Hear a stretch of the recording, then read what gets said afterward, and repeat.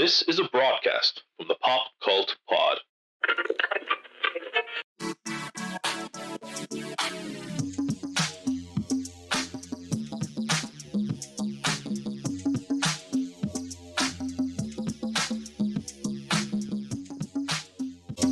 That's right. Welcome to the Pop Cult Pod. I am your cult leader, Tom Pod, back for the first time in a long time with a regular episode. Ooh, how mad is that? And we actually haven't done a proper episode since Halloween, so it's been a long time. Of course, our last episode was our awards episode, basically a preview of the year, which was our most successful video podcast. So thank you if you checked it out. It might actually be our most successful podcast in general. So either way, thank you for doing that. I hope you're someone who came back, and if not, you're not seeing this, so it doesn't matter. But assuming you are watching this, I hope you enjoyed it, and be sure to recommend it. It took a lot of work, so hopefully I can live on.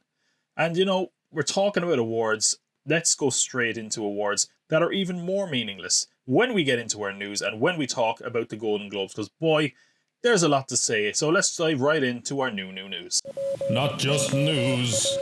Not just new news, but the new.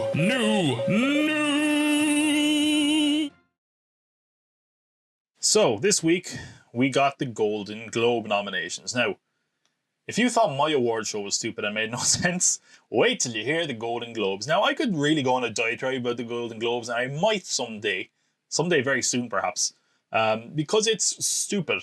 The Golden Globes is notoriously an organization that people don't necessarily know about. It's just the Hollywood foreign press, which was started by foreign press who came to America and then were like, hey, we're going to recognize it. We're press from abroad that has now settled in Hollywood. And their awards don't always make any logical sense. Sometimes it really seems like they're just chasing the big stars and going what people think is popular as opposed to what is good. And some of their rules make no sense, as we will get to now. I have a few surprises, a few snubs, and a few stupid decisions in general. I'm going to try speed through the categories because, look, this is really boring if I just read out names. So I'm just going to run through them. So we had in film, and you should know as well, the Golden Globes are broken into drama and musical or comedy. So like two subcategories for Best Picture for some reason. I guess because they were like, we need to be different to the Oscars. In Best Drama, we had The Father, Mank, Nomadland, Promising Young Woman, and Trial of Chicago 7. Big surprise there was probably The Father, because people kind of were like, oh, I barely heard of that. It wasn't one that came on a lot of people's radar. But it's there nonetheless. Promising Young Woman was a pleasant surprise because it is kind of, it is in some ways quite trashy. It's a very topical subject, it ties in very much with the Me Too movement. It is a great film, but I kind of thought a lot of people felt it would be sort of overlooked. The big omission here that a lot of people are picking up on, and again, it comes down to their stupid rules, is Minari, which is apparently an excellent film. It's a lot of people are favouring it for a Best Picture nomination at the very least. The Hollywood foreign press, get this, right? The foreign press in Hollywood is like not going to touch a film that does have enough English in it. The film is too foreign for the foreign press. So because of that, it's nominated for Best Foreign Language as opposed to Best Picture. So ridiculous. Parasite won the Oscar, for Best Picture, but it wouldn't even be able to be nominated in the categories the Golden Globes, except for foreign language, which is just so stupid and insane. Musical or comedy, again, is a strange one because basically when it comes to the Golden Globes, there's two categories. There's drama and everything else, meaning we've gotten some really weird ones nominated for musical or comedy in the past, and some weird stuff nominated here as well. Borat's subsequent movie film is there. Again, I think kind of by default there wasn't a lot of big comedy films, so that's there. Hamilton, we're going to come back to that one. Music is one we're going to come back to. Palm Springs and The Prom. Okay, so first of all, Palm Springs, it's nice to see that there. That was a good film. It's a bit unusual and a bit weird, so it's nice to see it get some awards of, as it does further on. The Prom is one that was kind of derided by a lot of people. It wasn't great, apparently. But it's a musical, and your category is called musical or comedy, so you might as well get a musical in there. Then we have music, which I talked about last year. It was in our last episode. It was in our hipster category, and I tore into it for a good 10 minutes. This is the one by Sia, which is originally not going to be a musical, and then it turned into a musical, and it ended up costing like an extra $12 million as a result. It's the one where there's just some YouTuber playing an autistic kid that got some derision, and apparently the movie in general just isn't great, and it hasn't even been released in most places, so people haven't seen it. So it was a kind of a surprise, and people were like, why? It doesn't make any sense. It's not good anyway, so a strange one. even stranger is Hamilton, right? So Hamilton, because this opens a whole box of worms. Hamilton's not really a film. It's a filmed version of a stage musical. So, I mean, right away, technically, that means you could just film any stage musical and now it's a movie. It's really kind of it's kind of the definition of what makes a film. Like, for example, Hamilton is not eligible for the Oscars. I think it was eligible for Emmys as a television special. So, what is it? Either way, it got nominated here, which, again, a lot of people have pointed to the Golden Globes just trying to be relevant and being like, hey, we like Hamilton too, all you kids. We're cool. So, yeah, bit of a strange one. But there we have those snubs in this category. If you ask a lot of people, was The Five Bloods, which got snubbed, I think, in general. I don't know if it got any nominations. Spike Lee didn't get a directing nomination anyway. Delroy Lindo, who a lot of people expected to be in the acting categories, didn't get anything anyway. But let's get on to the acting categories. Best performance in motion picture or drama. Riz Ahmed for Sound of Metal. Chadwick Boseman got a posthumous nomination for Ma Rainey's Black Bottom. Anthony Hopkins in The Father. Gary Oldman in Mank. And Tahir Rahim in The Mauritanian. Again, people were saying it was great to see Riz Ahmed nominated there. Sound of Metal kind of got shoved out otherwise. Apparently it's a fantastic film, which is a shame. Anthony Hopkins is one, and this is something else you should notice in Golden Globe trends. A lot of the time they kind of go for legacy nominations, where it's like a big name actor, they'll just give them an award even if they weren't necessarily good. And I'm not saying Anthony Hopkins wasn't good in this film, I haven't seen the film, I'm just saying keep that in mind of some of the nominations coming up, because some of them are a bit baffling. Aside from that, it's nice to see Chadwick Boseman get nominated for what's basically his last big performance, and Tahir Rahim was sort of a surprise in that category. Then we come to Best Performance in a Motion Picture Drama Actress. Viola Davis in Ma Rainey's Black Bottom. Andra Day in The United States versus Billie Holiday. Vanessa Kirby in Pieces of a Woman. Frances McDormand in Nomadland. And Carey Mulligan in Promising Young Woman. Yeah, that's a very strong category. Hard to argue with it. Andra Day, again, is one that we can't really say because we haven't seen the Billie Holiday movie. I don't think it's out yet. Again, that's another thing the Golden Globes have been accused of doing. They've been accused of a lot of things, actually, if you're keeping track. They can basically be bought off, seemingly. But they kind of sometimes often get accused of just being like, let's see this film early. Oh, and we give you a few nominations if you're good, which wasn't The Tourist about 10 years ago, which was just a terrible movie that wasn't released. And then it got a load of nominations out of nowhere and then was released. And people were like, what are you doing? That's the Johnny Depp, Angelina Jolie one, I think it was. So yeah, it was nice to see Carey Mulligan nominated for Promising Young Woman because she was very good. Frances McDormand was always going to get it. Vanessa Kirby in Pieces of a Woman wasn't really surprised. She was getting a lot of attention in that role anyway. Then we come to Best Performance in a Motion Picture, Musical or Comedy. Sacha Baron Cohen for Borat's subsequent movie film. James Corden in The Prom. Lin-Manuel Miranda in Hamilton. Dev Patel in The Personal History of David Copperfield. Andy Samberg in Palm Springs. I have some thoughts in this category. Sacha Baron Cohen, again, if you're talking about kind of comedy films, that was like the big performance. Was he good? I thought he was better in the first Borat. I think, his co-star Sean, who we'll get to in a sec. James Corden is the one that a lot of people are taking issue with. Because he's kind of come under fire for a kind of a stereotypical portrayal of a gay man in The Prom. Apparently it was good. I don't like James Corden anyway, so yeah, fuck him. Lin-Manuel Miranda in Hamilton. People were kind of like, you're going for Lin-Manuel Miranda because he's like the biggest name. There's better actors that could have been nominated for Hamilton. A lot of people are annoyed Daveed Diggs or Leslie Odom Jr. didn't get nominated, for example. And again, that's before you even go at the whole, how was Hamilton a film kind of controversy.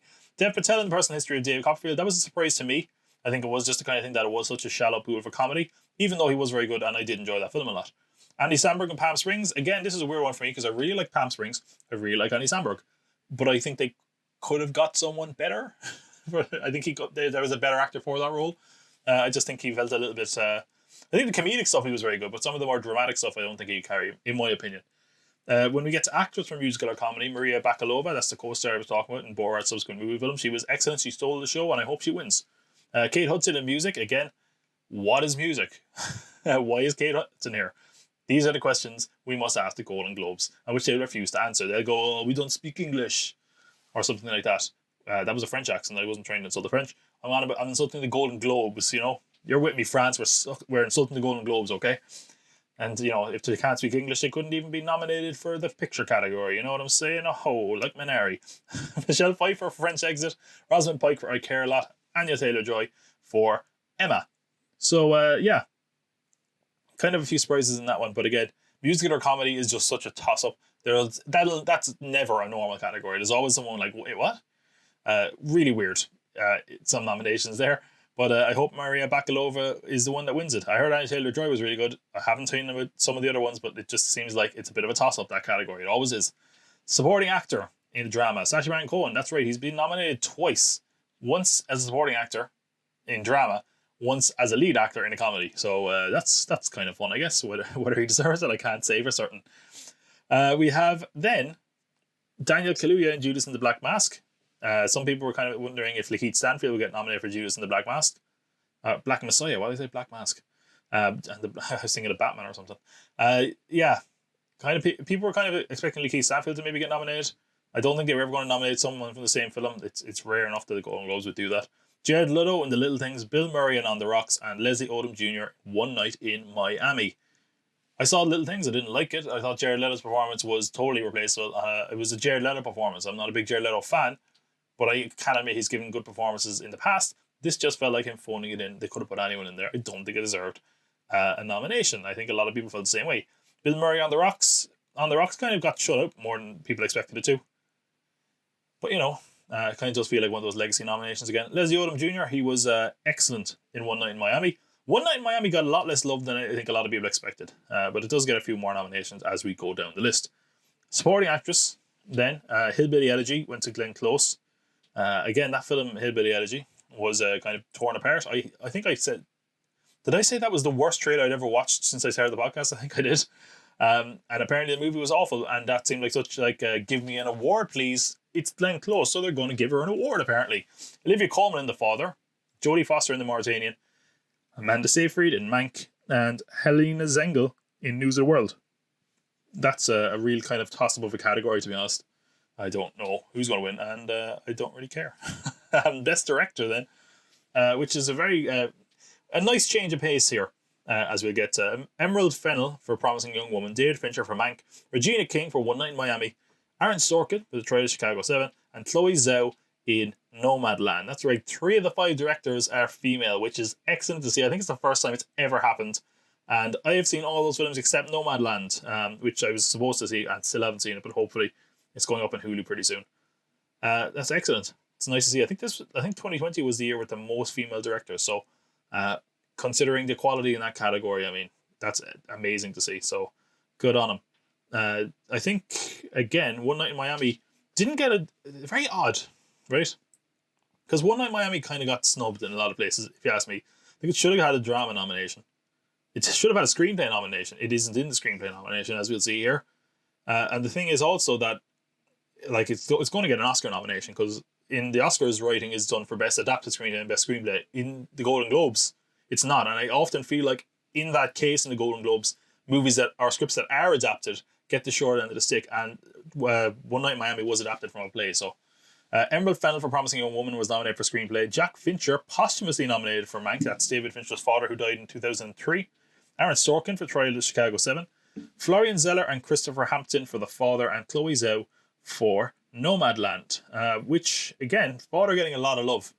They're really going out on a limb. It seems like sometimes, it does feel like sometimes the Golden Globes just get behind the film randomly to kind of prove, like, that's right, we are a tastemaker. And I bet you that there's probably a brown envelope involved. I'm not going to say that it is definitively, but as we said, some interesting ones there, should we say. Hamilton being the weird one. Minari being shut out is kind of a shocking one. We go into TV and see, is there some more shocking ones? And before we do, we would say Mank was the most nominated film of the year. Trial of Chicago 7 was the second most nominated. And then The Father, Nomadland, Promising Young Woman all had 4 nominations. It's weird to say this, but Borat Subsequent Movie Film and One Night in Miami had the same amount of nominations. What a strange world it is. When we get to television, we have drama and we have musical or comedy. And drama, we had Crown, Lovecraft Country, The Mandalorian, Ozark, and Ratched. I find this a very strange category. It, as I said before, it does feel like sometimes the Golden Globes kind of chase a trend. They're like, what's popular? We're down with the kids. Yeah, that kind of feels the case here. The Crown, if you ask a lot of people, it was kind of its best days behind it. I haven't seen it personally. In fact, I've only seen one of the films in this category. Lovecraft Country, nice to see that nominated because it is quite a strange one. But I think, again, that's the sort of thing that you would get nominated at the Golden Globes from time to time. The Mandalorian is an odd one. I don't know if it really belongs here. Like, I love The Mandalorian. I think it's really good. But I'm like, this is great drama. Not really. Like, it's kind of the same way I can love Marvel films, but if all of a sudden they were like, and Best Picture, you know, Captain Marvel, I'd be like, well, hang on a minute there now, mate. You know, Ozark and Ratchet also. Ozark is one of those ones that people also think is best days are behind it, but it is apparently quite good in general. Ratchet, it's like, what? Were they just trying to get on the Ryan Murphy hype train, I guess? Most people wrote that off, and seemingly rightfully so, but it also got a lot of love in the acting categories as we get to. Musical or comedy is an even bigger toss-up again. We have Emily in Paris and The Flight Attendant. Like, Emily in Paris people just seem to be like, was it like just rich white woman in Paris whining? It just, most people didn't like it. It was just boring nonsense, from what most people said. And from what I saw, I had no interest in seeing it. It just wasn't geared towards me anyway, but it was a shock to a lot of people that it was nominated at all, but here we are. The Flight Attendant, as we said, was also nominated. That was kind of apparently a fun, kind of trashiness. Again, I didn't think it was a comedy necessarily. I kind of thought it was a bit of a thriller. But there we are. The Great, again, is apparently great. Well, hey, I haven't seen it. Schitt's Creek and Ted Lasso. I just started both of those shows. I started Schitt's Creek. I'm enjoying it. I haven't seen the later seasons, but it kind of swept at the Emmys last year. Or was it? I don't know. Who knows what year it is at this stage? But last time it was at the Emmys, it did incredibly well. That's kind of been a kind of Cinderella story. So it was nice to see that nominated. And Ted Lasso, which I just finished the other day.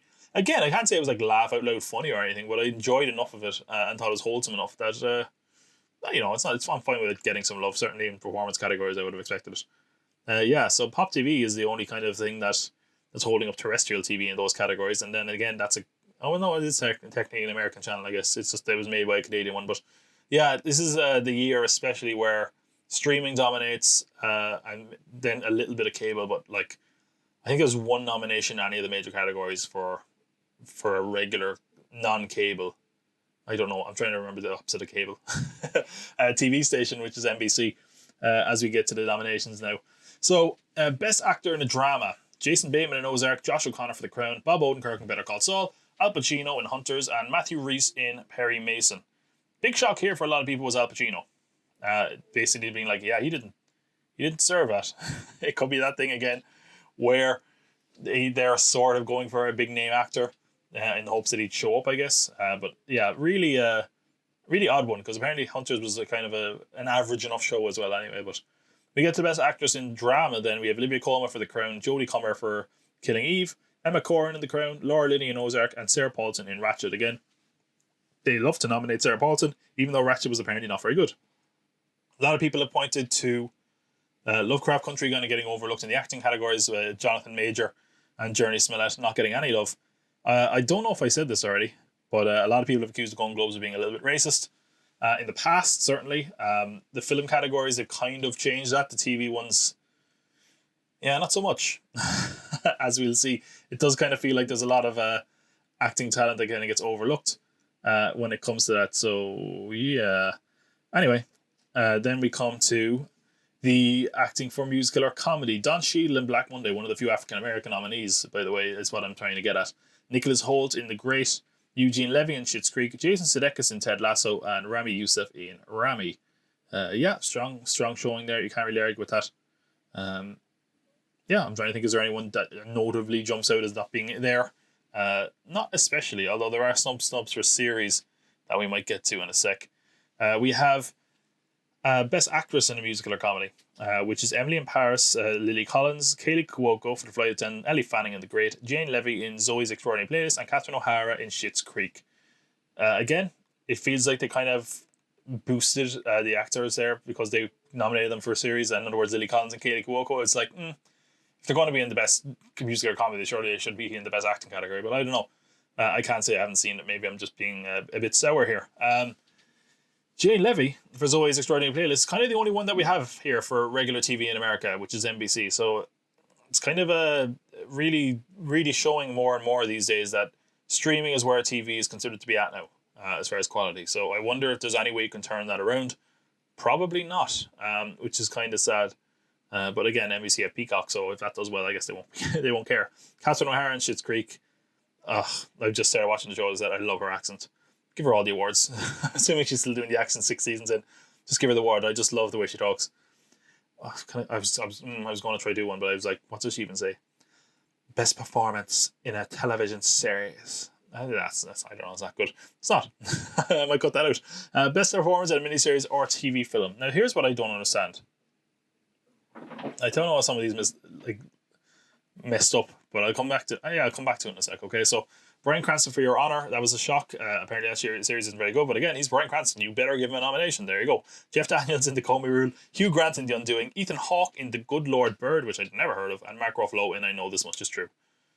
Some of these, it's just kind of felt like they were trying to get awards. That seems to be the case, and the other ones are like they're a big name, give him an award. Hugh Grant being one of them. Mark Ruffalo, I Know This Much Is True, really felt like he was trying to get an award for that as well. Then we have Cate Blanchett for Miss America, Daisy, Edgar Jones for Normal People, Shira Haas in Unorthodox, Nicole Kidman in The Undoing, and Anya Taylor-Joy for The Queen's Gambit. Anya Taylor-Joy isn't a shock. Cate Blanchett and Nicole Kidman are both names. A lot of people are upset and annoyed that Miss America didn't get more love. FX didn't get a lot of love in this at all, by the way. Fargo didn't get any nominations, and neither did What We Do in the Shadows. So, not a good year for FX in general. Now, here's what I don't understand. I think I'm reading this right, but it kind of feels like it really does seem like they just give up with the Golden Globes, because you have Best Actor for Musical or Comedy, Best Actress for Musical or Comedy, Best Actor for Drama, Best Actress for Drama, and then it's like Best Performance in Miniseries or TV Film, and it's like lead performances, and then they're just Best Supporting Performance for everything. They just throw it all together, because like John Boyega is here for The Small Axe. That's a drama. That's an anthology film series done by Steve McQueen, which I haven't watched. Is apparently quite good. Brendan Gleeson for The Comey Rule, for liberating Donald Trump. Like that's a mini series. Dan Levy for Schitt's Creek, right? But that's a comedy. Jim Parsons for Hollywood. That would be a musical or comedy, or a limited series. I don't know. But again, it just feels like they just throw everything in together at the end for some reason. And Donald Sutherland for The Undoing. Yeah, it's just very weird. It's just like a clusterfuck. They're like, who else do we want to nominate? Throw them down to that category. Gillian Anderson in The Crown, Helena Bonham Carter in The Crown, Julia Garner in Ozark, Annie Murphy in Schitt's Creek, Cynthia Nixon in Ratched. So every member of the Rose family in Schitt's Creek got nominated. Ratched got a lot of love, and The Crown got even more love again. And that finally brings us to Best Miniseries of TV Film: Normal People, The Queen's Gambit, Small Axe, The Undoing, and Unorthodox. Most nominated show was The Crown, followed by Schitt's Creek, then Ozark and Undoing, both tied at 4. A lot of people were annoyed that Lovecraft Country, as I said, got locked out. And also that there was kind of a snub completely overlooked was Bridgerton, despite it being a big hit on Netflix. Maybe it was just that it came out too late. A lot of people also really pissed off about I May Destroy You being completely left out. Which is weird, because there's one person in that who wrote, directed, created it, and everything else, and stars in it. So if you just given them one nomination, it would have been fair. I haven't seen the show, but apparently it's fantastic. I think even, was it the writer? One of the writers of Emily in Paris was like, yeah, she should have been nominated over me. But yeah, Golden Globes, don't give them much weight. They're generally nonsense and a boring waste of my time and life. My award show was better. I'm saying that now. I don't care who you are, what you think. My award show was better. And yeah, that was really boring to go through. And if you think that was boring, wait until you see the Golden Globes, which is going to be co-hosted by Tina and Amy on separate coasts. With this year, the only fun thing about the Golden Globes is seeing drunk celebrities, and that we won't even have that this year, so it's going to be awful. So, yeah. Speaking of awards, speaking of TV shows that have been synonymous with awards, did you hear it? I think I heard something. I think I heard the Blues are calling for salad and scrambled eggs. Quite stylish. And maybe you seem a bit confused, but maybe, well, I've got you pegged. Ha ha! Because I don't know what to do with the salad and scrambled eggs. It's calling again. Frasier's back. If you thought the Golden Globes was long and boring, that musical number was much worse. So, back, apparently, is going to come Frasier. That was the sentence in English. Frasier Revival is apparently on the cards once again. The series that I think has the most wins for a comedy series, as in nominated for Best Comedy Series at the Emmys with 5. I think it's tied maybe with Modern Family, but it also might have won the most Emmys ever for comedy. Is apparently returning. And what's weird is that we have heard this before. In fact, it might have been 2-3 years ago we heard this. Well, at that point, it seemed like it was being worked on for NBC's streaming service because Frasier aired on NBC. But now it seems like it's coming to CBS's service, which is Paramount Plus, which I want to talk about Paramount Plus in a minute. So odd, but apparently it's coming back. Now, when it was first rumored to be coming back, it was going to allegedly follow Frasier, played by Kelsey Grammer, in a new city without any of the cast returning, in which case it was like, what's the point then? This time around, it looks like most of the cast is going to return in some form, is the way it was phrased. So whether that means it's cameos, I don't know. It could possibly see him move to a new city. Of course, most of Frasier was set in Seattle, with him going to a new city at the end. I say most, all of it was set in Seattle pretty much, with the kind of ending of him going to a new city. But will it pick up on that? I don't know. It's been off the air since 2004. There's 11 seasons, but I can't imagine there's too many people that are like, oh, pick up where the ending left off. You could just go back to the status quo. But again, that's going to be really hard because one of the lead cast members has passed on. Their father of Frasier and Niles, John Mahoney, has passed. So that's kind of a big hole there. And I wonder, is that make it something that's good to return to?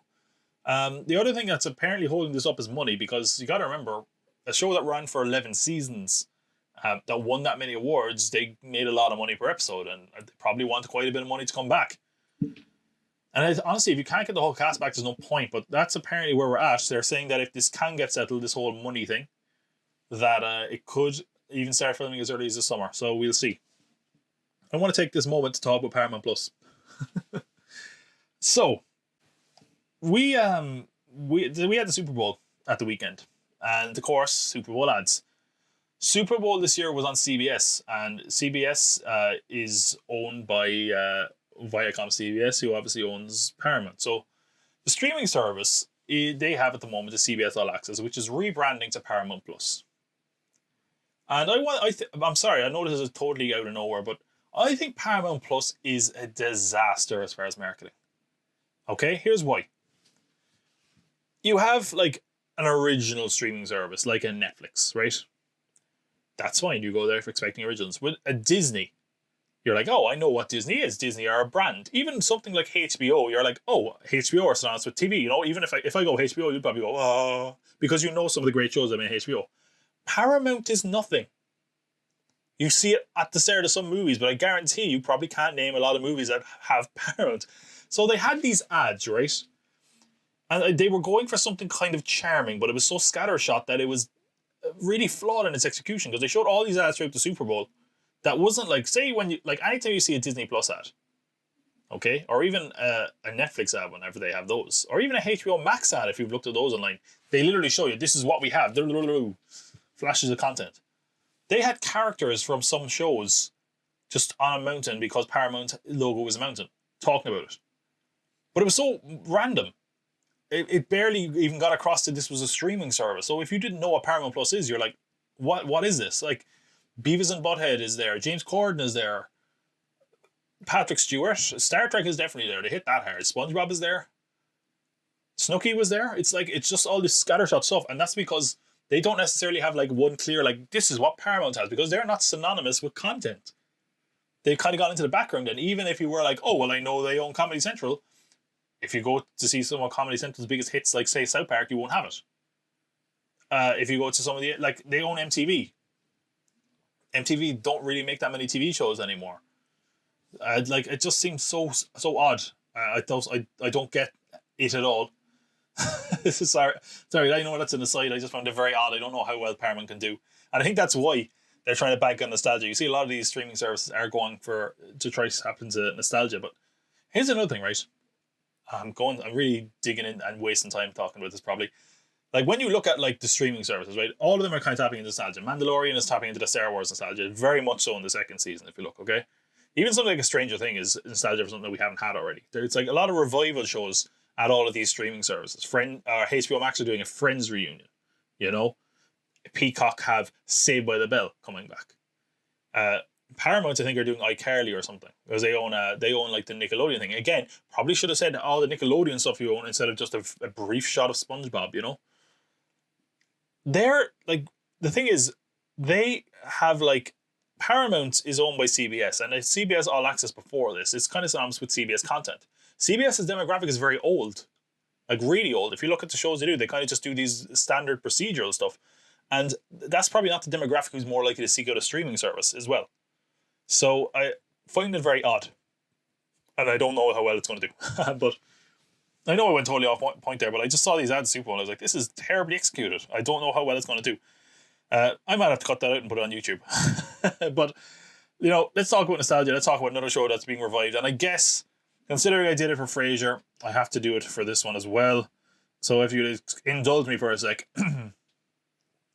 Blossom, Commander, and the leader, Bubbles. She is the joy and the laughter, Buttercup. She is the toughest fighter, Powerpuff, save the day. Fighting crime, trying to save the world? Not really. Because the Powerpuff Girls are coming back in one of the weirdest ideas I've seen in a while. So, when you think of superhero TV shows, if you don't think of Marvel, you probably think of the CW. Because they like a lot of those TV shows. Arrow, Flash, all of those things. Those are on the CW. Well, I guess they were like, we don't have enough superhero TV shows. And they were also like, hey, we don't have enough, like, ennui, bored, depressed 20-year-olds on our show, so we want more. So we're going to bring up the Powerpuff Girls. Because they've ordered a pilot from Diablo Cody, who, of course, gave us Juno and Jennifer's Body, among many other things. And Heather Rednier, who gave us Veronica Mars and Sleepy Hollows. They're bringing back Craig McCracken's beloved Cartoon Network show, Powerpuff Girls, duh. This is just the way that Hollywood writes sometimes. That has Blossom, Bubbles, and Buttercup as disillusioned 20-somethings who resent having lost their childhoods to crime fighting. Well, sure, that's what we fucking need, isn't it? Bring back the Powerpuff Girls, not as girls and depressed, and not doing the one thing we want to see them do, which is fight crime. Awesome. Way to go, CW. You got it in one. Jesus Christ, man. I find this so weird. And I know people are like, oh, they're trying something new. Good on them. They're not. This is every boring, stupid, dark revival of a show and movie they've ever done. We're not going to fight crime. We fought crime and we gave up. And guess what's going to happen? By the end of the first season, they'll be fighting crime and it'll go into status quo. And it'll probably be no better or worse. This is like, why do you bring back the Powerpuff Girls and you age them up for some reason? Bring them into live action, and then you're like, let's make them really depressed and sad. That's not fun. It just turns it into every CW drama, and then you're like, hey, we're going to turn it into a superhero show. But obviously they don't want to splash on a superhero show, so they're like, let's make them not want to be superheroes. It's just a mess, in my opinion, and it's a pilot. Look, I hope I'm wrong. I've been right in the past when it comes to some of these shows. I just don't fully understand it. But anyway, moving on from Powerpuff Girls, don't worry, this one doesn't have a theme, so I won't have to sing it. Because this time we're going to Wakanda with the talk and the unveiling that we are getting a Wakanda series on Disney Plus, which kind of came out of nowhere, but it comes as Ryan Coogler has signed a deal, a production deal, with Disney through his company Proximity Media. A 5-year exclusivity television deal with Disney. One of those first collaborations will be on a Wakanda TV series with Disney Plus. There wasn't any details revealed, really, aside from that. Ryan Coogler is, of course, currently working on Black Panther 2, which has a date of July 8, 2022. Or does it? Probably not. But we kind of assume this is going to come after that. If the movie does make its date, because like if you look at like Marvel TV's like slate of shows, they've got like a lot of shows coming out this year, a lot of shows coming out next year. They got to save something for 2023, so I could see it going there.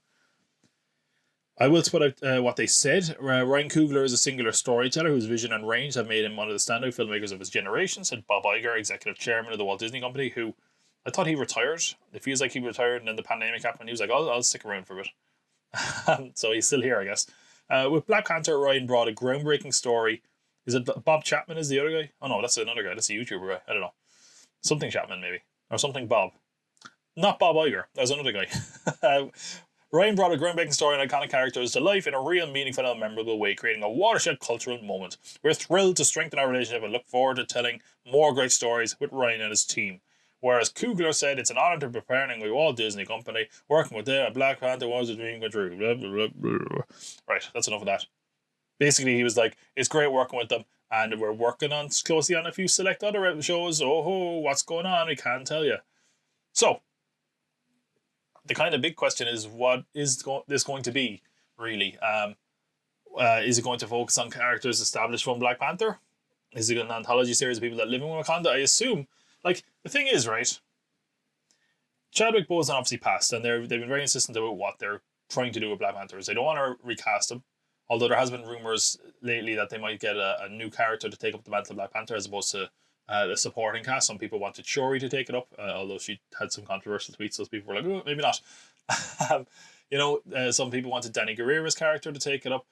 There's plenty of characters in the Black Panther universe that could have kind of taken that mantle. And in like a perfect world, let's say Black Panther wasn't the biggest movie ever. Let's say Black Panther wasn't going to get a movie sequel. I think a series of this kind of who would be worthy of being an next Black Panther would be very, very interesting. Now, obviously, they're doing something similar to that with Captain America at the moment, so maybe not. But yeah, I think there's a lot of possibilities with the story. There's been comics based on it. There was World of Wakanda that focused on the Dora Milaje, which are kind of the guards of Wakanda, which I think would be a really interesting kind of approach to take it. But yeah, what's interesting about this is since Wakanda is sort of a kind of its own contained world, you can do a lot with this, and it will be very interesting to see what way they take it. But it wasn't the only Marvel news that we got this week, because we officially have a writer for Blade. Blade is a total anomaly, by the way, that I want to talk about in a minute. It's just incredibly odd what's going on with Blade. But we did get a writer. We got Stacey Osai Kufor, who was a Watchmen writer and story editor. If you did watch Watchmen, she was, well, first of all, you answered the question, if you watched The Watchmen, you do. Well done. I watched The Watchmen as well, and the episode she wrote was one of the best episodes, which was focusing on the origin of the Angela character, played by Regina King. That kind of revealed Cal's secret as well, no spoilers. The character played by Yahya Abdul-Mateen II. She co-wrote that episode, but she was a story editor on the whole show. She was also a story editor on Hunters, the Amazon series, for which Al Pacino got nominated for a Golden Globe, lest we forget. And also wrote an episode of Pen 15, which is a comedy series that I think The Lonely Island produces, which is apparently quite good. So straight away, we have a good mix of credits there, but she's also been a poet and a playwright, so they pick someone with a lot of diversity to it. And when you're writing a Marvel movie, having someone that can write drama and do some action and write some comedy is like perfect. So this seems on paper to just be an excellent get for Marvel. Also very interesting is that she is the first black female writer for a Marvel movie, which is interesting. Very fascinating. It's Marvel, to be fair to Marvel, they've really done a great job of like expanding with their diversity and their representation. I think it's very important. When you're writing a character like Blade, and that was certainly what they had in mind, because they were apparently working on Mahershala Ali for the last 6 months, and it was understood that they only look for black writers as they kind of considered a top priority. If you're tackling a non-white character, and with a character Blade, they obviously want a kind of a black voice behind a prominently black character. So pretty interesting. And I say interesting because it's hard to dive into it, because this is what I mean when I say Blade is an anomaly, right? This was a movie that Marvel wasn't seemingly going to make. Like, it felt like Mahershala Ali was like, I want to do it, and they were like, okay, well, I guess we could do it. And it's also one of the few things we don't know where it lies as far as what phase. The thing is, as well, is we have, like, a lot of time with Marvel's phases, they were very much set out. We had phase 1, we had phase 2, we had phase 3. Phase 4, they were like, this is phase 4. Oh, I just hit the mic, apologies. They were like, this is phase 4. They said this at Comic-Con in 2019. They had TV series, they had movies. But then they were also like, hey, there's also all these TV series that were not on the slate, and there's also this movie, Fantastic Four, and the like, and that's all seemingly part of phase 4. And now, Kevin Feige has said also that he hasn't said when phase 4 will end, basically. Okay? Are all of these wave of announced TV shows going to be in phase 4? Is every movie that's announced so far going to be in phase 4? I've heard talk that Blade is not in phase 4. That's part of phase 5. But I've also heard people say the opposite. So I don't exactly know where it stands. as far as what phase is in. Like, your head would say phase 4 because they're hardly going to have announced a movie for phase 5, before we have even come anywhere near the end of phase 4. Like, when we don't even know when phase 4 ends, they're announcing a movie for phase 5. But the other thing is, like, say Fantastic Four, right? Fantastic Four has a director attached, but it doesn't have a writer. Blade has a writer attached. So it's seemingly in pretty active development. So where does this even land? It could just take a kind of an unannounced date for a Marvel project. It just seems very odd because we don't really know when this movie is coming out. And in some ways, I think that's a good call because it feels like they don't necessarily know what exactly is going to be yet. I think they just want to take the time to get it right and then adapt it to the universe. But all the same, it's pretty interesting to see how it develops. I mean, Marvel haven't really set a foot wrong in my opinion yet, or majorly wrong at least. Less said about Inhumans, the better. But certainly, I don't imagine that Blade or the Wakanda series is going to be as bad as that. Now, unfortunately, not everything under the Disney banner can be as successful or can do as well. Because just before recording, we got some unfortunate news. In fact, before I wasn't talking about the Powerpuff Girls, but that was also unfortunate news we got just before recording. But the other unfortunate news is we got about Blue Sky Studios. So, if you're not aware of who Blue Sky Studios were, they were the animation division under Fox, 20th Century Fox, which of course was acquired by Disney. And today it was announced that in April, Blue Sky Studios is officially going to close its doors, which is a real shame.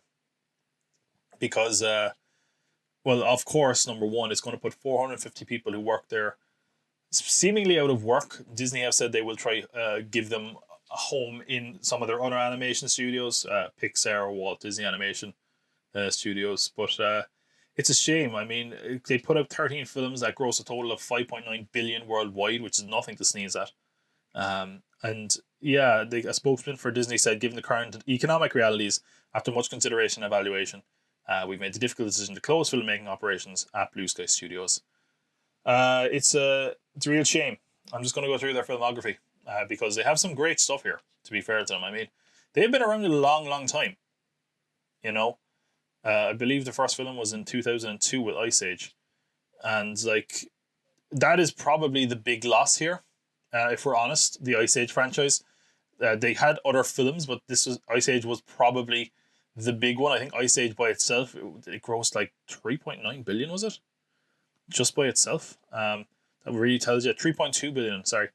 Which really tells you just how much of a massive success it was. And it kind of was in an era where it felt like for a long time there wasn't necessarily another massive animation department. Obviously there was Pixar and then eventually there was DreamWorks. But Blue Sky Studios did some really interesting things, did some really earnest things as well. And it's kind of a shame. So going through their filmography, they had Ice Age, they had Robots. There's 5 Ice Ages altogether. I'm not going to call out all of them. But they had, of course, the Ice Age franchise in general. They had Horton Hears a Who, Rio, which of course got a sequel in Rio 2. Epic, they had the Peanuts movie or a Snoopy movie, depending on the territory you're in. Ferdinand, and then their final release was Spies in Disguise, that weird movie where Will Smith becomes a pigeon.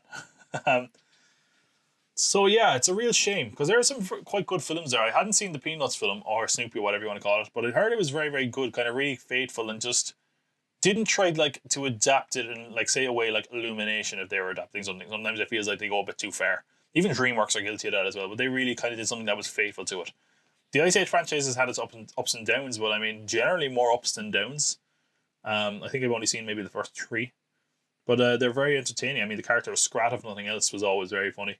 Robots is a fantastic film from memory. I haven't seen it in a long time. But it kind of felt like something that, a Pixar would do. So it is a shame because it's when you look at kind of animation studios in general, there's very few kind of animation kind of companies that aren't just going for the big celebrity voice cast and poppy soundtrack. And it kind of felt like Blue Sky Studios, for the most part, did kind of shied away from. And the other problem is that I think some people have pointed that like Blue Sky Studio never really recovered because one of their main guys, I can't remember his name, basically left them and went on to start Illumination, which of course has a massive success with the Despicable Me franchise, among other things. But it's kind of a shame. I mean, it was something that was always likely to happen, if we're honest, once Disney bought them. I mean, keeping two animation studios is hard enough, but Pixar is a massive juggernaut with a name that's synonymous with quality. Blue Sky Studios isn't that. So I think as soon as Blue Sky Studios was acquired, it seemed unlikely it was going to continue forever. Certainly when the pandemic hit, it became even less so. The Ice Age franchise is something I could see living on. I believe they're doing I think it's a film actually, starring the Simon Pegg character that they announced at Disney Investor Day in December, called Ice Age Adventures of Buck Wild. I think it's a movie. I thought it was a series initially, but apparently I was wrong. It's coming in 2022. I do remember when that happened. I was like, oh, so Blue Sky Studio, or they're actually working on something. And as far as I know, they didn't say who was working on it, but it was never Blue Sky Studio. And some people set off red flags that it certainly made me kind of feel like, oh, that's not good. But apparently, even Pixar aren't working on the Monsters at Work series either, for Disney Plus. So it kind of varies. But one film that they were working on that is now definitely not going to be finished, which is a shame because it was one that a lot of people anticipated. It was one of those films that seemed like it was always going to suffer when the Disney-Fox merger happened, which was Nimona, based on the comic by Noel Stevenson. It was apparently 10 months left to completion, so they've stopped that. It's not going to happen, which is kind of a shame. I know it was very much anticipated, but we haven't seen anything from it. Again, 10 months of completion in animation is hard to call, because it could be the whole film or it could be very little depending on the quality of the animation. To be fair though, with something like Blue Sky, I think they always did a great job of not being incredibly overly expensive, but still delivering quality animation that was fun and vibrant. So yeah, sort of a shame. We're ending the news on a bit of a downer, but I'd be remiss if I didn't talk about it. It literally broke. I had to I had to hold off recording the podcast and kind of do a bit of research and look into that, because it would be a shame if we didn't mention the passing of a great animation studios. And Godspeed to those people who did lose their jobs. Hopefully they can get back on their feet and Disney can find a place for them in the not too distant future, and that they continue to work in the field. So pour one out for Blue Sky Studios. They will be missed, and they have done some great work in the past. So check out Robots. Or some of the Ice Age films, because they have made some good stuff. I might check out the Peanuts movie and Spies in Disguise as well, because I heard they're actually not too bad. But anyway, looking to the future, let's talk about some films that are going to come out, because of course we had the big game, the Super Bowl, the Tom Brady special over the weekend, and because of that, we actually got more movie footage than I was expecting. So with that, we're going to go to the trailer trash. This is the theme for trailer. This is the theme for trailer trash. Get in the bin. Get in the bin. That's right, the trailer trash. As I said, got more than I expected out of this, because for a long time, the general word on the street was that we weren't necessarily going to get a lot of movie stuff, which is to be expected if we're honest, because we don't know when a lot of movies are coming out. But we got a couple of things. Now, some of these were during the Super Bowl, other ones were kind of like pre-games, that kind of thing. There's one very big one that I want to talk about. The other ones were kind of just regular small spots that we will go through first of all. So first one I want to talk about is Raya and the Last Dragon. So I will say this as well. Some of these movies, even though they're, announced, we still might not see them. But one that we definitely see certainly seems to be Raya and the Last Dragon, which is coming, of course, to Disney Plus Premier Access, as well as cinemas in some territories. Last episode I gave this my most anticipated animated or kids film category. It was the award for the children. This award for the children category. And I kind of stand by that. We had another trailer, I think, since that even. I really like the look of this. And I don't know why. It's kind of has that. It doesn't feel like, it feels like it's quite fresh without being too fresh. I know that's kind of seems like a bit of an oxymoron, but it's that weird thing where I'm like, oh, it's like a buddy cop kind of movie, like a lot of the Pixar movies as of late, but it's also kind of feels like it's doing some new things visually at the very least. So it is kind of somewhat new. It's enough to get my interest.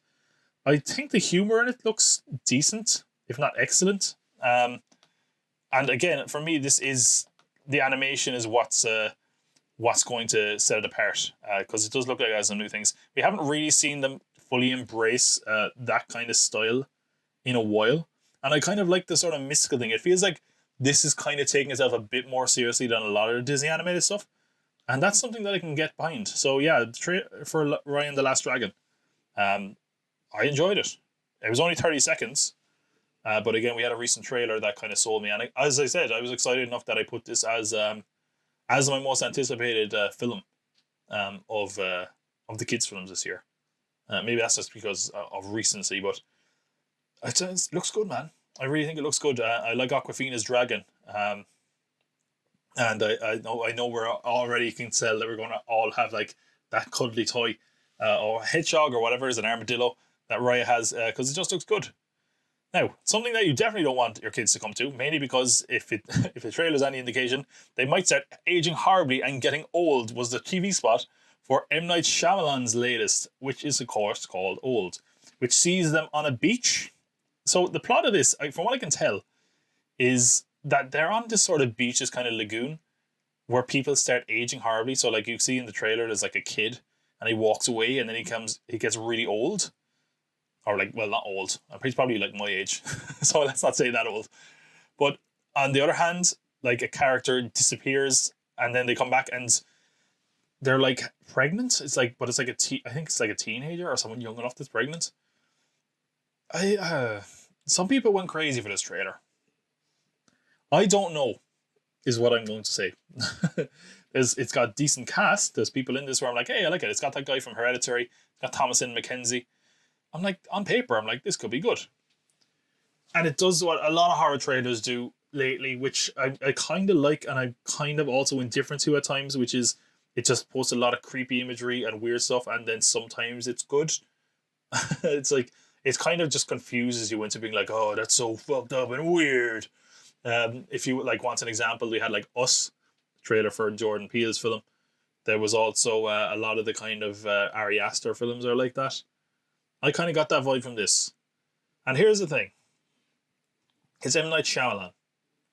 So, is it going to be good? It sort of feels like flip a coin and you'll know. Last time I was excited for an M. Night Shyamalan film, I got shat on because I was really looking forward to Glass. This one, I'm like, maybe. The other thing I really want to point out is like the dialogue in this trailer is terrible. It's so bad. And I know he's got clunky dialogue in the past, but it just seems so unnatural. It feels like characters just talking about what's happening in the movie, as opposed to actually acting normally. So I don't know. Some people really like this. I wasn't entirely sold on it personally. It's hard to tell. It's apparently coming out this summer. But again, who knows? Another film that seems really unsure of its date right now is Fast 9, which we got a 30-second spot for. We got our first look at this last Super Bowl, but we got a kind of 30-second spot again this year.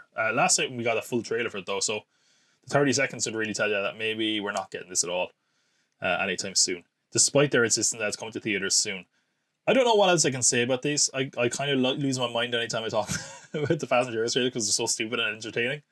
The big talking point to this is at the end, where you can see behind me in the video version, they like press a switch and a car just flips through a shop into the back of another truck, like attacking it from the side, like through the cargo, I guess. I don't know what to call that part of the truck. The cab. Is that it? It's not the cab. It's the opposite of the cab. The anti-cab. It looks like a Fast and Furious movie.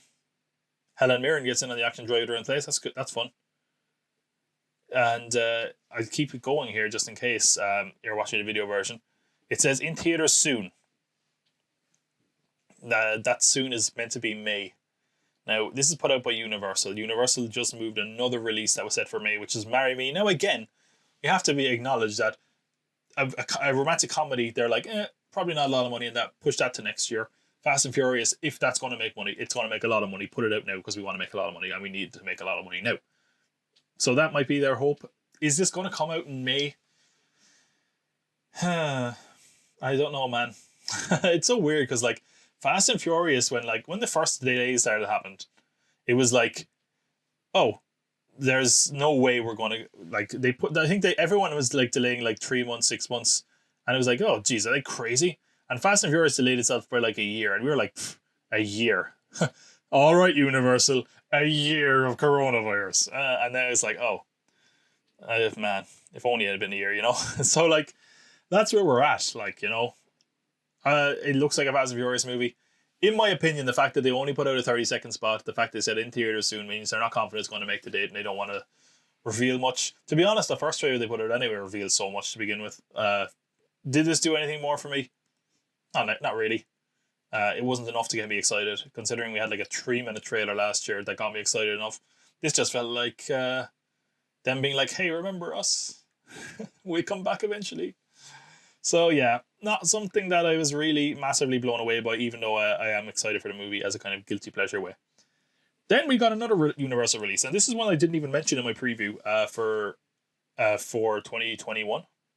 It's actually one that I did have down, but what I had it down was as a category I got rid of, and the category I got rid of was called most likely to go to video on demand, which is Nobody, which this is a weird movie for a couple of reasons. It's basically a kind of one of those, you know, the long tradition we have now of like, hey, this guy's not an action star, but he's an action star. Who bloody knew? This time it's Bob Odenkirk, better known as Saul Goodman, or a million different sketch shows like Mr. Show. He's doing action stuff now, isn't he?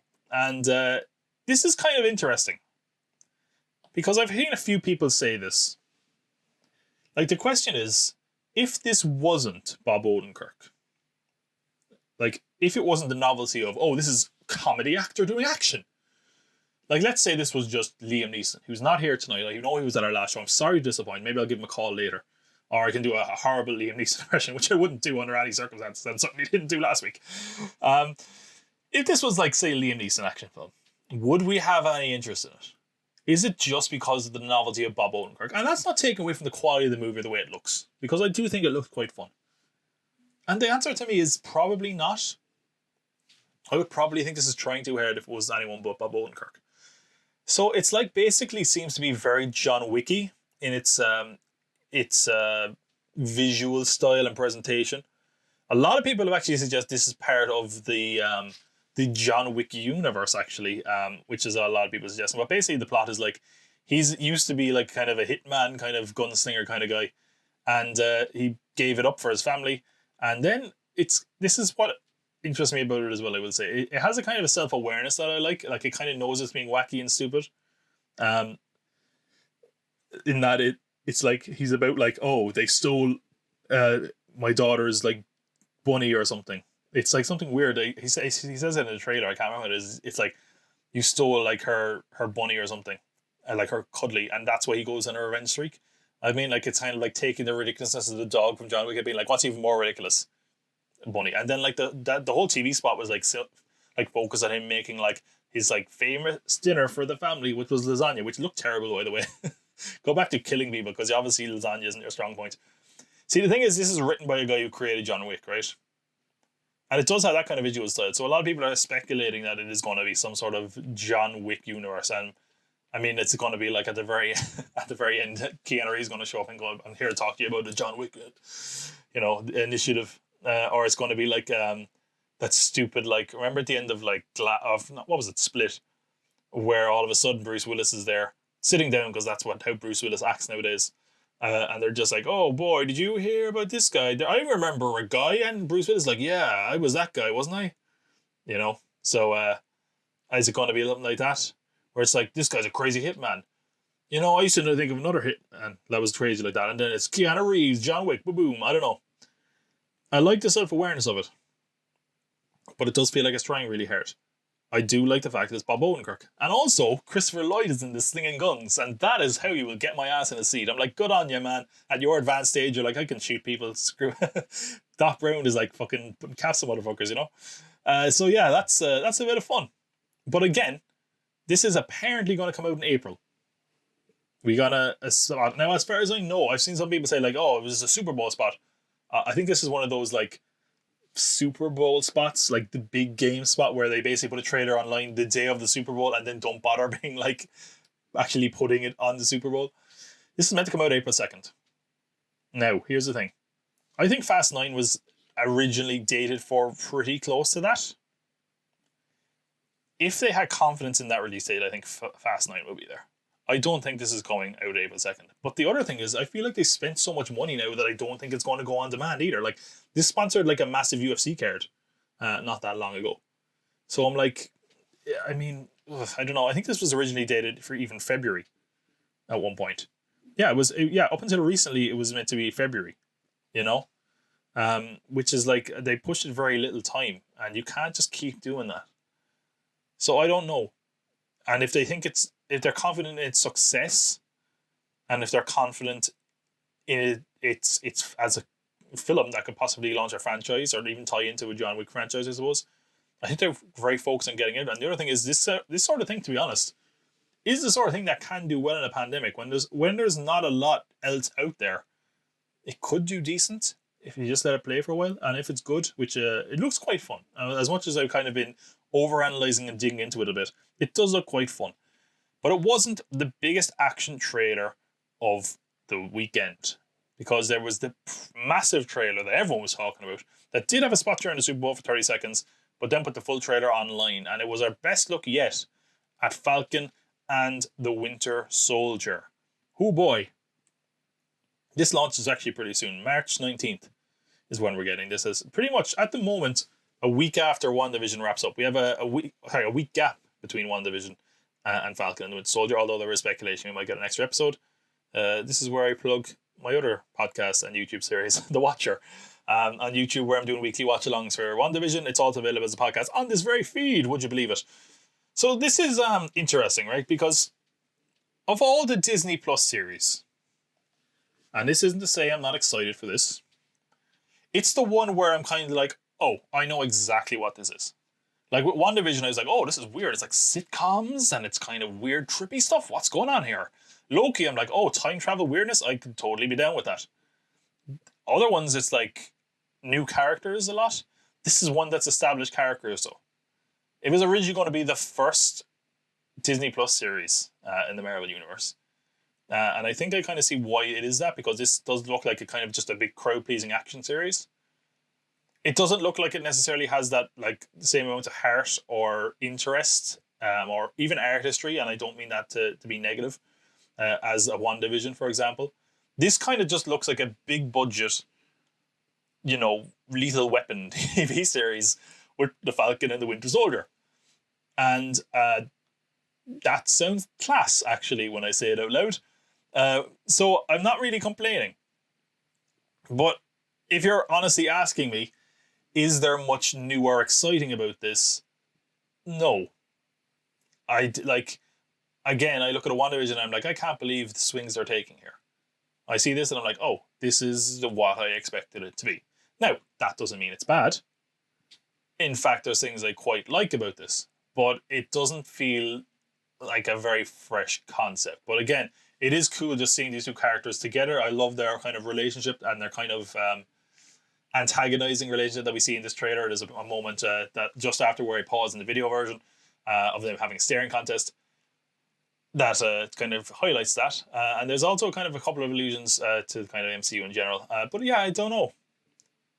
I honestly kind of feel like this trailer, as much as it is a very good trailer, as much as very exciting, it didn't really sway me one way or the other. Like, I'm going to watch this, obviously. I'm really excited for it, obviously. But it's the MCU series where I kind of know what I'm getting, in my opinion.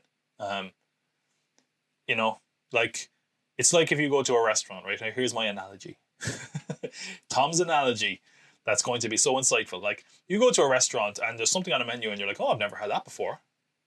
And then you have it, and good or bad, you're like, well, it was something different, wasn't it? But you go to a restaurant and you're like, there's all this fancy stuff, interesting stuff, could be different stuff on the menu, but then you're like, oh, fish and chips. I'll go with fish and chips, please. Even if the fish and chips is very good, you're like, oh, well, I have had fish and chips a million times. So it's like, this does feel like the sort of thing where you're like, this kind of feels like something we've had before, which isn't bad. I mean, like, let's be honest, if it's like a Winter Soldier or a Captain America Civil War, that would be awesome. But is there anything in this that made me kind of go, oh, this feels new and fresh and fun. I mean, it's going to be a very entertaining watch, but I don't think there was anything necessarily made me go like, this is must-see television. But again, with a budget like this, it is good to see it on television, I suppose. I know I'm all over the map here. I'm contradicting myself all over the place. I just kind of feel like it doesn't feel like it's something massively fun or original. Well, it does look fun. I really am contradicting myself here. I just don't think it's not. What's the best way of putting it? Why didn't you write your thoughts out? God damn it! It doesn't feel like this is like a game changer. I'll put it that way.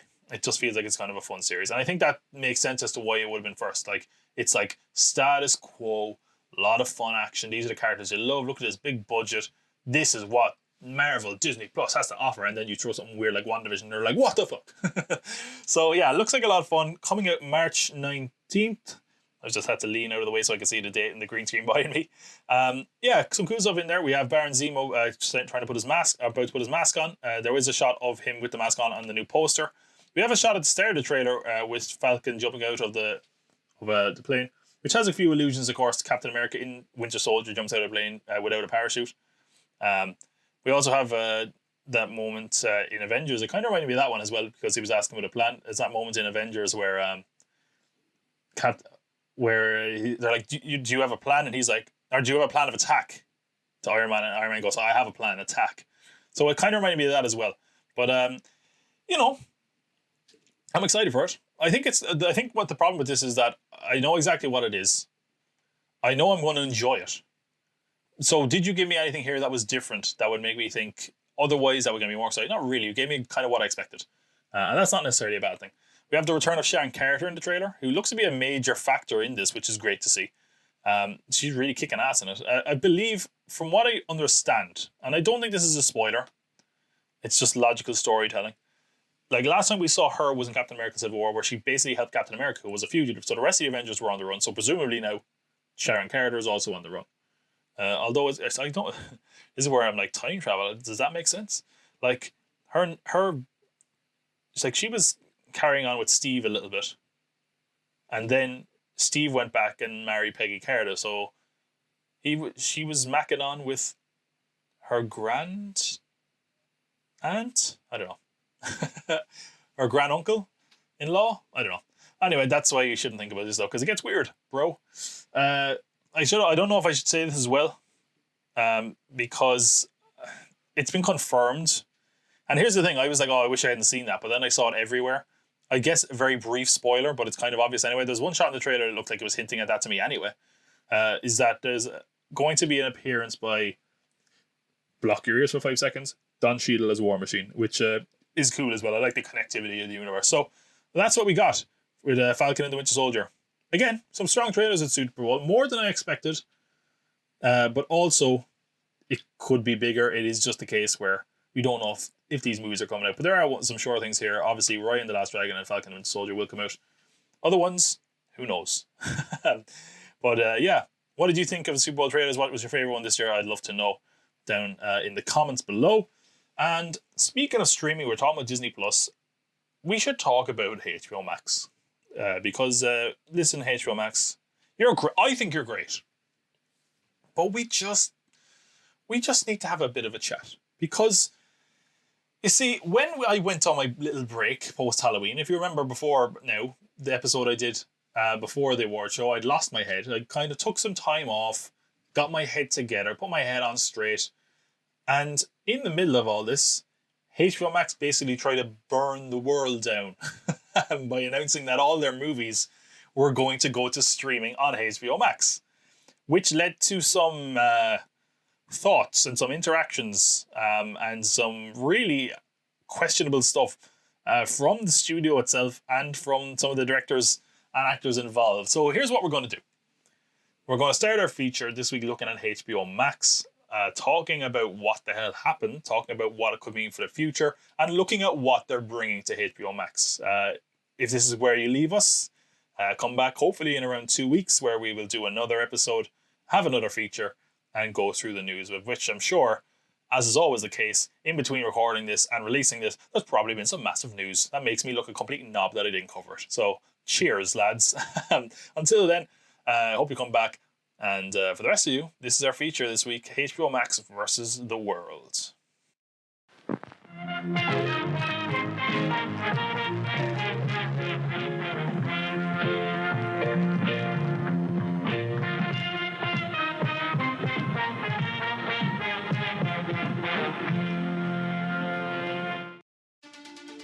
something happening. In the next year, Warner Brothers Pictures is bringing you the biggest premieres So this is the Suicide Squad. in theaters and streaming exclusively on HBO Max. The exact same day. In December last year, Warner Media announced that their entire 2021 Warner Brothers movie slate would debut on HBO Max the same day as theaters, and that this was going to be the case for the whole year, that the movie would go up on HBO Max for 1 month before carrying on in theaters. Now, as soon as this happened, the big question in everyone's mind was, what? Why? And now I'm not saying no one necessarily expected any of these films to go streaming. In fact, some of them it was always a good bet that that's where they would end up. But the other question was kind of, why would you not wait to see how Wonder Woman 84 does before you do this move? Because it seemed that they weren't even going to see if Wonder Woman 84 would be a massive success on streaming. But in retrospect, it was quite a decent success, if not an overwhelming one. But the next thing everyone was asking was, everyone was okay with this, huh? And as time would go on, it would certainly seem that would not necessarily be the case. Now, before I get into all that, some people might be saying, why did I brush over Wonder Woman 84? And as you can see, both Gal Gadot and apparently Patty Jenkins were informed and part of the discussion in bringing that film to HBO Max and reportedly given it the nice sum of $10 million each for it moving there. So they were relatively happy with the deal. You know who wasn't happy? Seemingly every other person involved in this deal, because in a totally boneheaded move, it seems like the majority of people were blindsided by this move, including directors, talent, and in some cases, their production partners. Now, Warner Media has said the reason for doing this so quietly and some would say sneakily is because they didn't want news of the big announcement to leak. And their reasoning and explanation for going with this strategy in general is that following their discussions with medical experts, they realized that the business will be impacted for a whole year. Now, they've also insisted that this is the plan just for this year. It's not going to happen in 2022, for example. Now, we should also suggest that there's no guarantee of that, though. If this was a massive success, what's to stop them doing it the following year or the year after that or so on? Interestingly, we should also point out the current CEO of Warner Media is Jason Kilar, who was formerly the CEO of Hulu. So he certainly is a big proponent and is well informed in regards to the streaming model. It did still create nothing but chaos and madness, though, initially, because it pissed off a lot of people. So let's talk about some of the people who are really upset about this deal. Kind of where the whole controversy sort of stems from, I guess. Christopher Nolan had a choice soundbite when he told The Hollywood Reporter, some of our industry's biggest filmmakers and most important movie stars went to bed the night before thinking they were working for the greatest movie studio and woke up to find they were working for the worst streaming service. Now, this is the same Christopher Nolan who pushed for Tenet to come to theatre, something he is now sort of denying and distancing himself from. He is most angry with the fact that they didn't speak to the directors, theatre chains, or production partners. He feels it's unfair to their work. Now, according to most insiders, it also seems unlikely that Nolan is going to work with Warner Bros. Again, despite the fact that they share great success together, and for nearly 20 years with them, he's enjoyed seemingly unlimited resources and creative control. And yeah, Sir Nolan is kind of saying that he wasn't fully behind Tenet going to cinemas, that it wasn't all his decision, and he kind of keeps clarifying that it was a massive success, although, of course, in this day and age, success is relative. Some people are saying it's kind of a case of him throwing his toys out of the pram. Now, there's other people that we should mention as well that are possibly in a better position to argue their logic behind us, but there is also a lot of cynical people, I should point out, that are saying this isn't like some altruistic bid to save cinemas, but really, it's all about money, which is very likely true on both sides of this argument. And after all, it's show business, right? Warner Bros. Wants more money with a successful streaming service, while on the other side, plenty of talent are now losing the possibility of back-end profits. In other words, some of them are more likely to make money from the success of a film theatrically. A lot of people, from producers to actors to agents, were meant to make profits from their films, and now they will not. James Gunn is one of those people who was seemingly not happy with the formula he's been shown for how he will be compensated. While it has also been apparently made clear that the $10 million payouts given to Gal Gadot and Patty Jenkins was a one-off and not something the rest would be privy to. So in other words, in a theatrical release, they can calculate, okay, well, this is how much money the movie made, and you're entitled to this much. With a streaming release, it's not so straightforward. How can you definitively say, oh, this person signed up for this film? And while they might have a formula for doing this and might give some financial compensation, some big directors, including the likes of James Gunn, are not happy with this. Another director that's really annoyed about this is Denis Villeneuve, who's working on Dune. And he stated that he learned Dune was going to HBO Max in the news. Not only that, he points to the recent AT&T merger as hijacking one of the most respectable and important studios in film history. Now, many state that AT&T simply don't know how to play Hollywood politics yet, and in making this decision, they are damaging the reputation of a studio on Warner Brothers that was always seen as a prestigious and pro-filmmaker studio. Then he further pointed out that HBO Max was a failure, and this was nothing more than an attempt to save it, and that it was more about AT&T's Wall Street survival. He says that films of Dune's scale are not sustainable on a streaming service, and that this would essentially kill the Dune franchise. He supports a delay and safety for the general public, but this film was made with cinemas in mind, from image to sound. The cinema is not dead, he says, and it will fill again as we need it as a collective experience. And he highlighted a quote from AT&T's John Stankey, who said that the streaming horse had left the barn, with Villeneuve adding, "The horse left the barn for the slaughterhouse." As much as Jenkins is okay with Wonder Woman 84 going to streaming, she does say that she is a firm proponent of the theatrical release. Judd Apatow, who recently had his film for Universal go to video on demand, The King of Staten Island, says that came about from amicable conversation with their partners and compensation, and he was stunned at the treatment of the filmmakers by Warner Brothers. That's likely where the conversation should be, as much as many filmmakers favour the theatrical release, they know they understand the unprecedented times we're in and can accept that their films might have to go to video on demand. If there is a reasonable compromise and discussion, it's not something you can just do. It feels like you're ripping away some of the things they created and really not giving them a say in what happens, which isn't how things should work in a creative relationship. It's far from just filmmakers that were annoyed, though. The Directors Guild are mad, for example, and they feel that he values the films. AMC, who were in dire straits until recently, said that this only exacerbates things for them. Actors, or at least their agents, but if we're honest, both, were said to be bombarding them with anger over the loss of earnings. However, some of the bigger problems Warner Bros. Might face is potential legal action. Legendary Entertainment, who co-produced both Dune and Godzilla, is threatening legal action. They are said to have largely financed both of these films, and the question is whether Warner Bros. Had any legal right to do this with their consent, without their consent. It must be frustrating for, Legendary, considering that Warner Bros. Blocked the potential $250 million sale of Godzilla vs. Kong to Netflix, and instead are just dumping it on HBO Max. Now, it does seem that a deal has been reached when it comes to Godzilla vs. Kong at the very least. They moved forward its date and seem to be going ahead with the HBO Max release, so there was presumably some compensation there.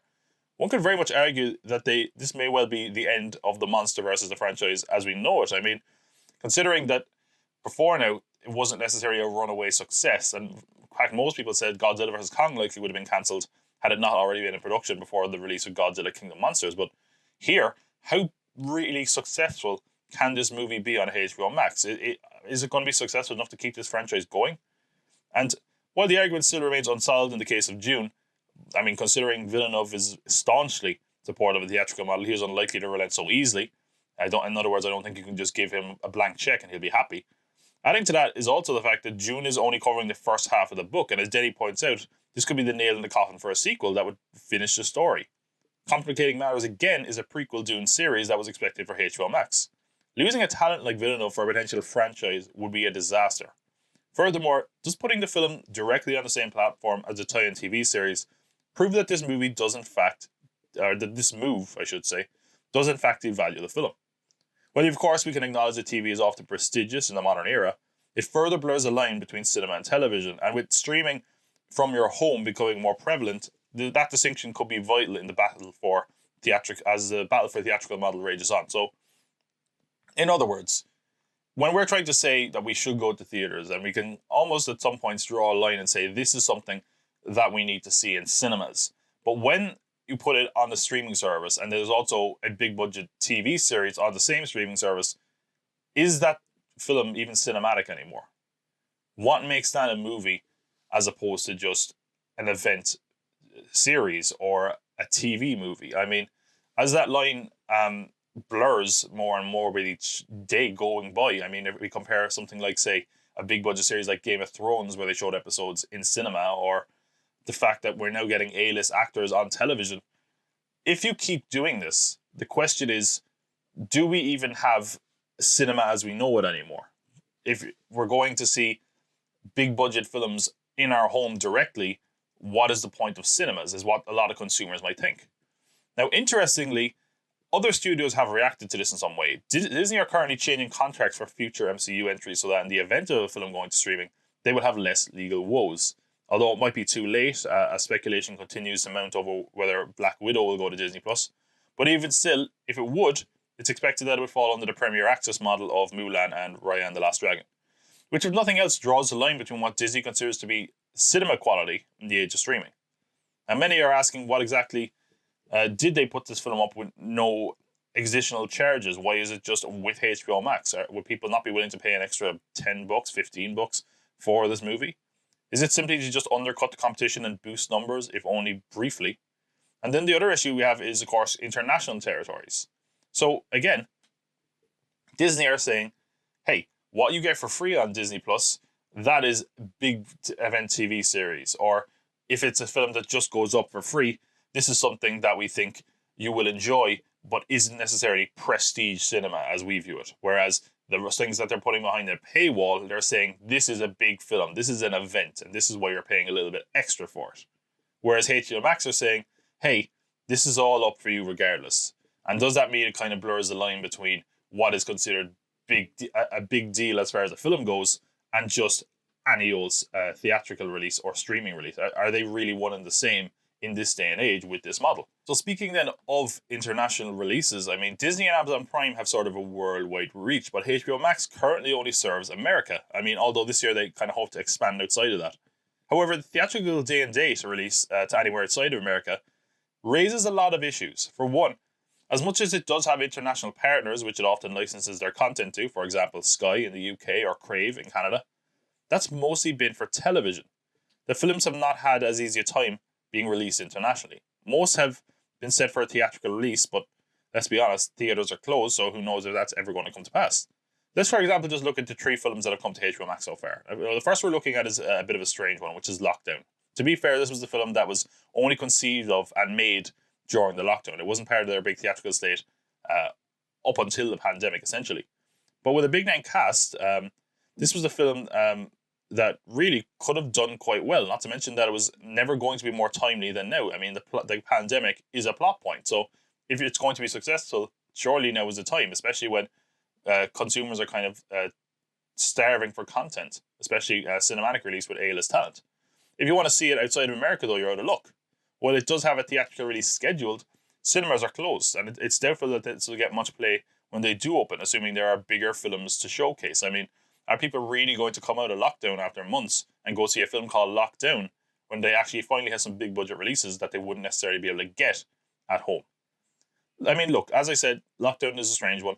It wasn't even included in the HBO Max slate, and that came about through unusual circumstances. But what about something like The Little Things?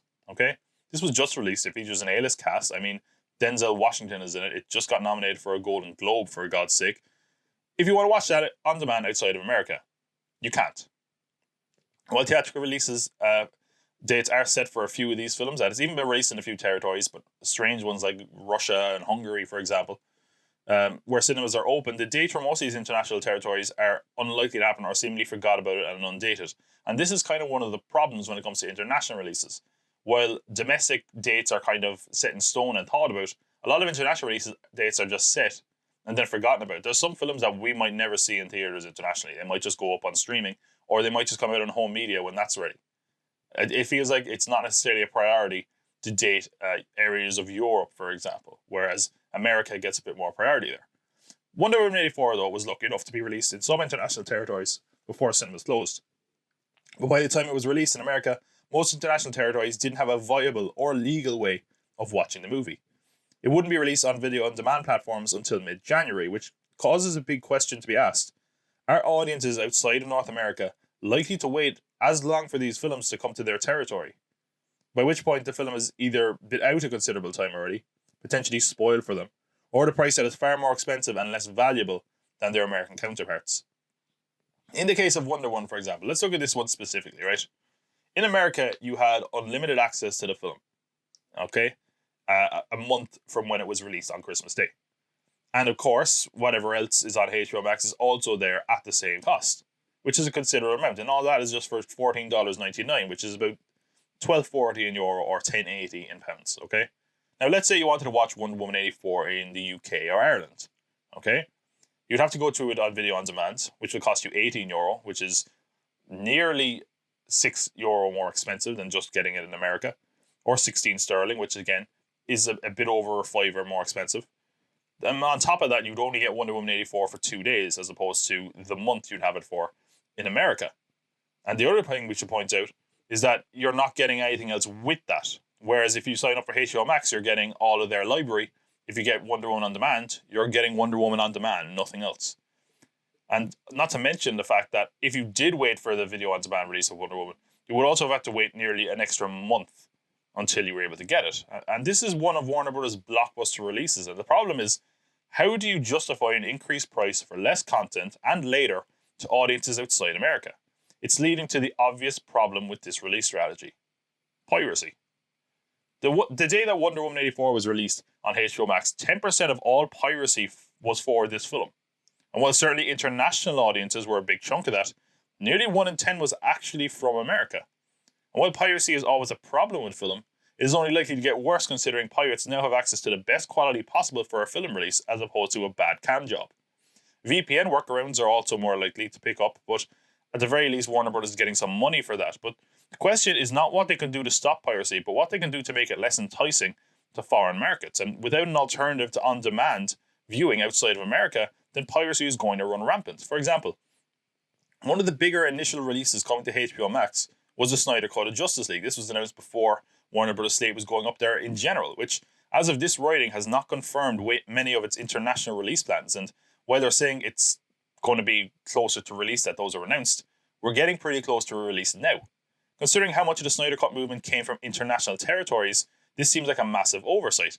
Some countries, for example in Latin America, are actually going to have to wait until HBO Max launches there, which doesn't also not have a firm date, someday later in 2021.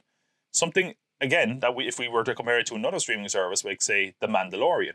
The Mandalorian was on Disney Plus in America before Disney Plus was in other territories. And by the time Disney Plus came to other territories, most people had already seen The Mandalorian. I mean, the amount of people I know who were talking about The Mandalorian before it was legally released, I mean, everyone had seen The Mandalorian by the time it came to Europe that you could watch legally. And still they were releasing it week to week, but people had already seen it. And if you hadn't seen it, it was already really spoiled for you, which is sort of the problem. Is that going to be what happens with something like the Snyder Cut? Very likely, if assuming there's not any better international release plans. It seems to indicate that the Warner Bros. Slate going to HBO Max may be seen as short-sighted for America. But in many areas outside America, it is even more short-sighted. As later releases, higher prices, is just more likely to drive people to piracy and devalue their content even more. The question also is, if people start doing this, going to piracy sites to get their content, are they more likely to stick with that as an alternative as opposed to supporting the streaming services? And that could be a serious concern for the future. Yet there's also more questions to be asked. Some cinema chains are kind of expecting proper terms of this deal to be cleared up once they can open again. And that, hopefully for them, make things a bit more reasonable. Many of the general public, though, are questioning where their allegiance lies. Getting cinematic blockbusters at home for a song is pretty great, but it's also likely screwing over talent and that they probably have some connection with or like, and also killing franchises they might actually have interest in. And even though the more jaded among us would likely say that these are millionaires and billionaires are getting screwed anyway, they might be out of touch with, reality and expecting more money or people to go to cinema during a pandemic. The question is, are people able to reason with themselves that they might be killing off their favorite film franchise by viewing it in general? And another question is this even to do with COVID at all? Or is this just Warner Media seeing a good opportunity to test the waters and put an emphasis on their streaming service as a primary way to distribute their films? Is this going to continue beyond this year? I know they're saying it won't, but could it? If nothing else, could we get a much shorter theatrical window that would eventually lead to the end of the cinematic experience? Now, when you compare this to, for example, a Disney Plus, okay, the plan they have here seems almost amateurish compared to what Disney have done. Disney put together a plan that added to their service while not stripping their theatrical calendar away entirely. And while it might be too soon to say whether this move is a massive success, although it certainly has led to a boost in subscribers in the short term, The larger question is, what long-term impact will this have on cinema? Can this make HBO Max a viable streamer in the marketplace, despite a limited reach outside of North America? And even putting money aside, was it worth damaging the relationship they had with some of their best talent? Is this going to tarnish the studio to these filmmakers and the many others who would have brought their films to Warner Bros. Until now? What the HBO Max deal does reveal, perhaps, is a studio at a crossroads after a corporate merger, questioning whether it stays true to its classic old Hollywood roots or takes a more modern direction that might help define them for a new generation going forward, but damaging those who have helped them build their way so far. While they have certainly taken the first step in a new direction, in the latter direction, the real story is whether they continue down that path that might revolutionize the cinema experience or kill it.